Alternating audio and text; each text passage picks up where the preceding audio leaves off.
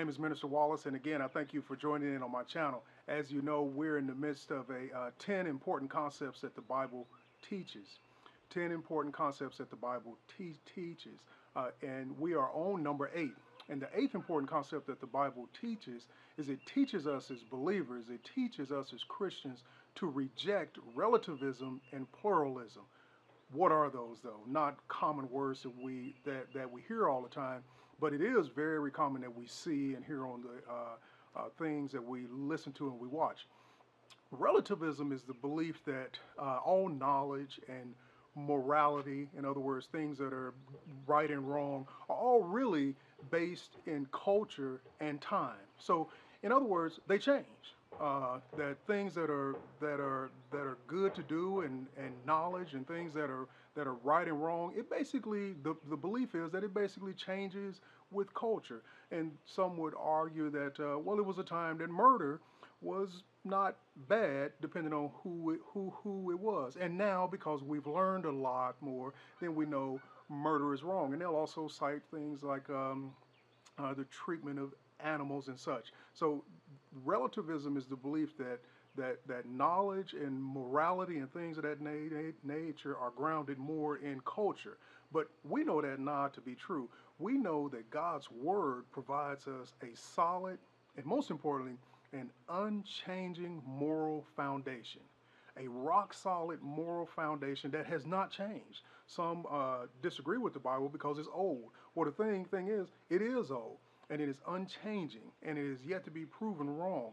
It sets a moral foundation that is solid, and I cannot say it enough. It is unchanging because we see what happens whenever, as with time goes on or culture goes on, if we move away from God's word and we move away from that solid moral foundation, we see what happens to culture. Heinous things happen.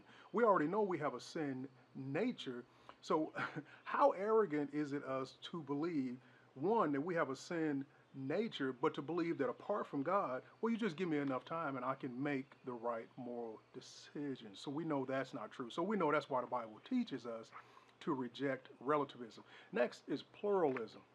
What is pluralism? Well, the meaning is found within the base of the word plural. So in regard to religion or in regard to God, it is the belief that there is multiple ways to God. There's multiple avenues. There's multiple different things that one can do to get closer to God and to experience God.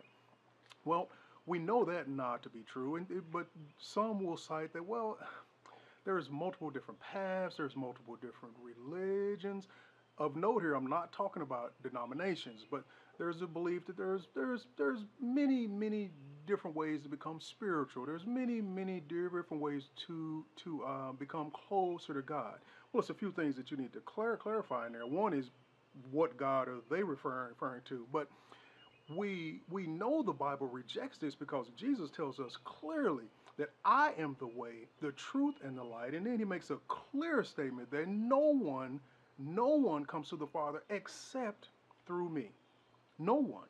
So that's not mean, or that's not one way. It's just crystal clear that Jesus is saying, I am the way, the truth, and the light. So we can look at the reverse of that and we can automatically understand that there is no other way but through Christ.